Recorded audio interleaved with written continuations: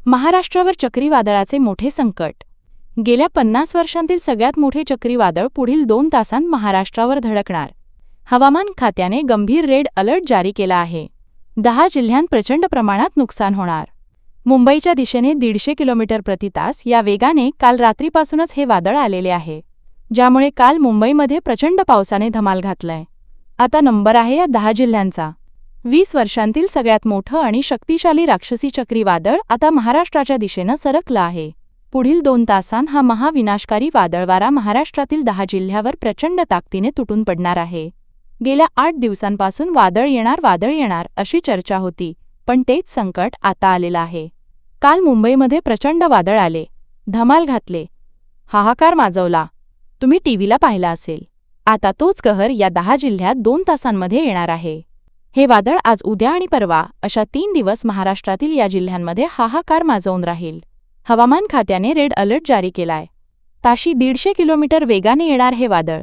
झाडं उन्मळून टाकणार, घरांचे पत्रे उडवणार, मोठ्या प्रमाणात नुकसान करणार आहे. कोणते ते 10 जिल्हे आहे जिथे रेड अलर्ट जारी केला आहे? कोणत्या 10 जिल्ह्यांमध्ये घरांचे पत्रे उडणार आहेत, झाडे उन्मळून पडणार आहे? लोकांना घराबाहेर पडण्यासाठी सूचना देण्यात आलेल्या आहेत. या 10 जिल्ह्यांना सर्वाधिक धोका. कोणते ते 10 जिल्हे लक्षपूर्वक पाहायचे आहे, कारण की आता हे वादळ आलेलं आहे, महाराष्ट्रात धडकले आहे.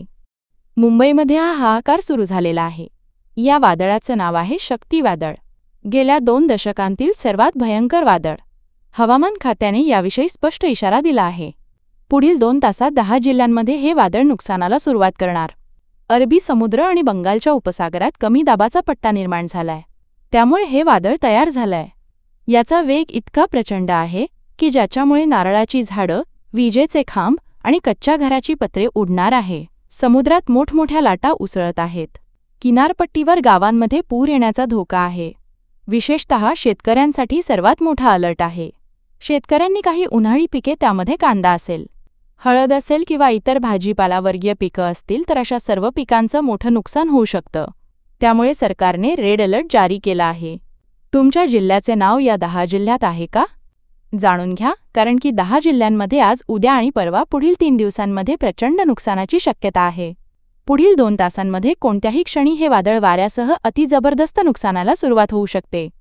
राक्षसी वादळ तुमच्या जिल्ह्यात, तुमच्या गावात, तालुक्यात शिरकाव करू शकतं. 10 जिल्ह्यांची नावे त्यामुळे जाणून घ्या, कारण की आजपासूनच 70 ते 100 किलोमीटर प्रति तास वेगाने वादळी वारे वाहणार आहे.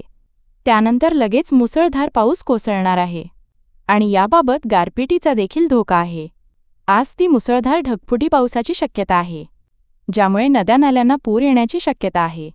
किनारपट्टी भागात समुद्राच्या लाटांचा कहर होईल. प्रशासनाने सर्व नागरिकांना घराबाहेर पडण्याचा इशारा दिला आहे. किनारपट्टी भागातील लोकांना मासेमारी न करण्याचा सल्ला त्या ठिकाणी दिलेला आहे. या काळामध्ये विजेच्या कडकडाटासह प्रचंड पाऊस होणार आहे. विजा पडण्याचा धोका आहे. माणसं तसेच जनावरांचे तसेच शेतकऱ्यांचे मोठे नुकसान होणार आहे. चक्रीवादळाचा इतिहास बघितला तर इतिहासातलं हे सगळ्यात मोठं चक्रीवादळ असणार आहे. यामध्ये पहिलं संकट असे येणार आहे की जे तुमच्या आसपास असणारी जी छोटी मोठी झाडं असतात, ती जे कमजोर झालेली झाड आहे ती उन्मळून पडू शकतात. कच्च्या घरांचं नुकसान होऊ शकतं. पत्र्याचे शेड जर असतील आणि प्रॉपर पत्र्यांचे त्यामध्ये केलेलं नसेल तर ती पत्रे देखील उडून जाऊ शकतात. त्यामुळे प्रत्येकाने सतर्क राहायचं आहे. महाराष्ट्रातील या 10 जिल्ह्यांना सर्वाधिक फटका बसणार आहे. त्यामुळे जिल्ह्यांची यादी पाहिल्याशिवाय हा व्हिडिओ बंद करू नका. जे 10 जिल्हे असणार आहे पहा. आता सगळ्यात महत्त्वाची गोष्ट ही की हवामान खात्याने काय सूचना जारी केल्या आहेत. तुमच्या पिकाचे, तुमच्या गुरांचे आणि शेतीचे कसे रक्षण करायचे आहे, तुमच्या घराच्या बाबतीत कशी काळजी घ्यायची आहे, या संदर्भात काही माहिती दिली आहे. ती माहिती तुम्ही ऐकून घ्या, कारण की कोणत्याही क्षणी तुमच्या गावामध्ये हे जर वादळ आलं तर तुम्ही काय त्या ठिकाणी काळजी घ्यायची.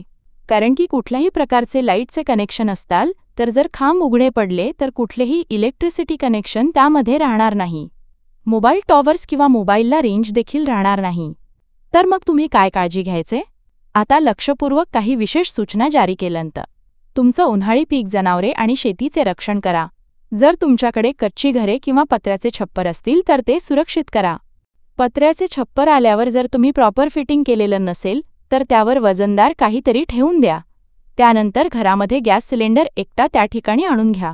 विजेची उपकरणे जर असतील तर ज्यावेळेस पावसाचे वातावरण होईल विजेचा कडकडाट होईल त्यावेळी ते बंद करा. घराबाहेर जर असाल तर मोबाईल आणि इलेक्ट्रॉनिक वस्तूंचा वापर अजिबात करू नका.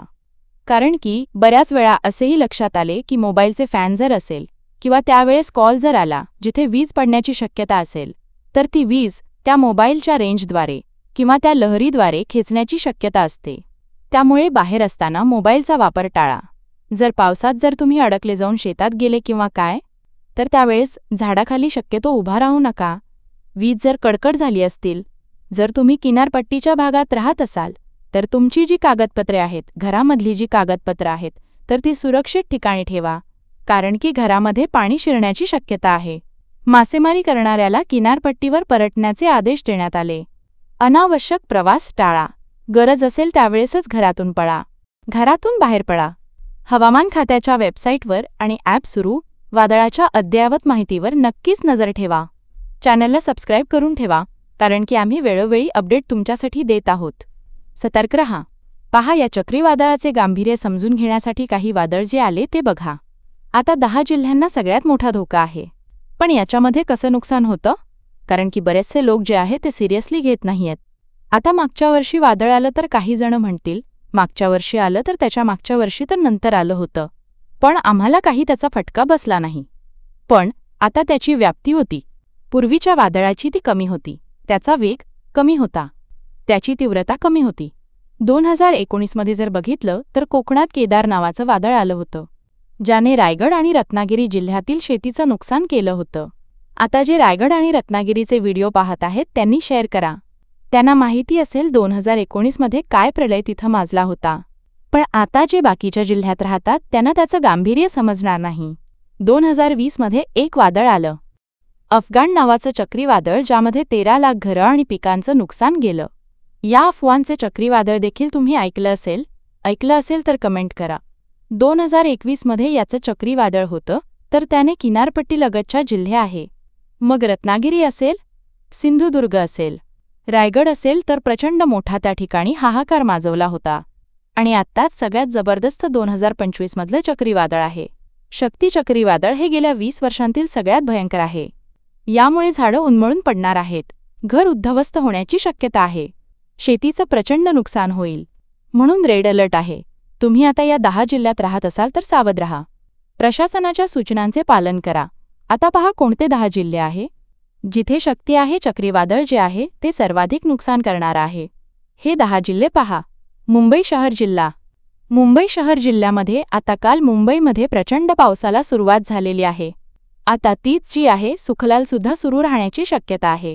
मुंबई शहर जिल्हा, मुंबई उपनगर जिल्ह्यामध्ये देखील प्रचंड पावसाचा किंवा या वादळाचा अलर्ट देण्यात आला आहे. त्यानंतर ठाणे जिल्हा आहे. बघा किनारपट्टीलगतचा जो आहे ठाणे जिल्हा. त्यानंतर रायगड जिल्हा. रायगड जिल्ह्यामध्ये देखील प्रचंड मोठा त्या ठिकाणी अलर्ट आहे. त्यानंतर रत्नागिरी जिल्हा आहे. रत्नागिरी जिल्ह्यामध्ये देखील त्या ठिकाणी कालपासूनच सुरुवात झालेली आहे.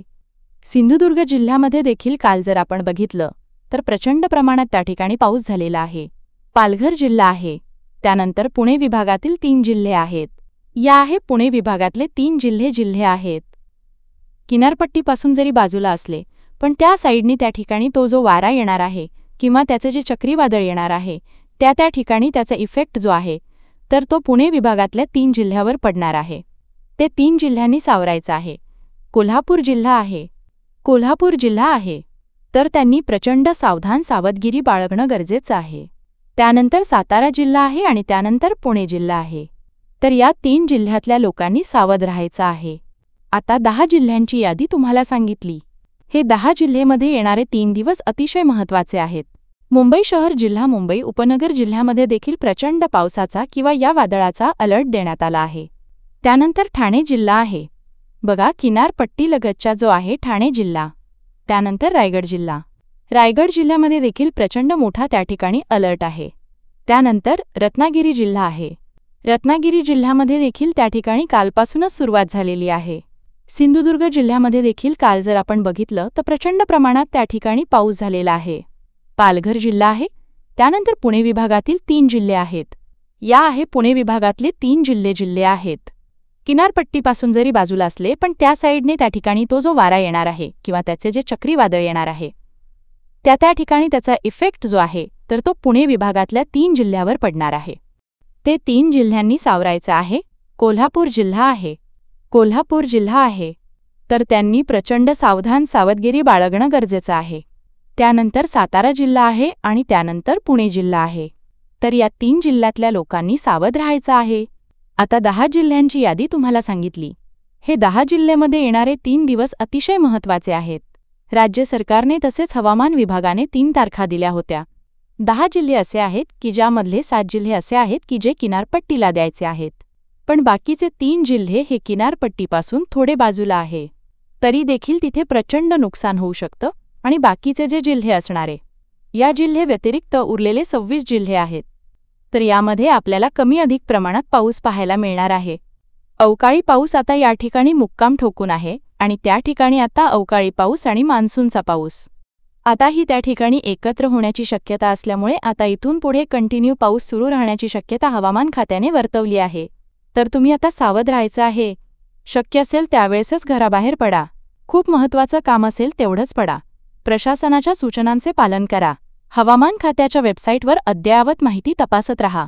जे दामिनी ॲप आहे किंवा हवामान विभागाचा IMD जायला पाहिजे ते त्या ठिकाणी नियमित पाहत राहा. आमच्या चॅनलला सबस्क्राईब करून ठेवा. आम्ही योग्य ती खबरदारी घेऊन तुम्हाला माहिती लवकरात लवकर पोहोचवू शकतो. त्यामुळे चॅनल सबस्क्राईब करून ठेवा.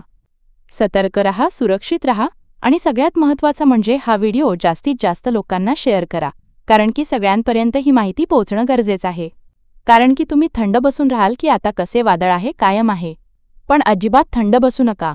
तुमचा हा सगळ्यात मोठा त्या ठिकाणी एक चूक होऊ शकते. त्यामुळे सावध रहा. सगळ्यांना त्या ठिकाणी हे करा. त्याच्या घरात राहत असाल तर शक्यतो पक्क्या घरामध्ये तुम्ही जर आसपास कुठे असेल तर त्या ठिकाणी तुम्हाला राज्य प्रशासनाने सांगितलं किंवा स्थानिक प्रशासनाने सांगितलं की स्थलांतरित व्हायचं असेल तर होऊन जा. कुठल्याही प्रकारे त्यांना हे करू नका. त्यासाठी सरकारने वेळोवेळी सूचना दिल्या. त्यांचं पालन करायला विसरू नका. त्यांना नवीन असाल तर सबस्क्राईब करा. धन्यवाद.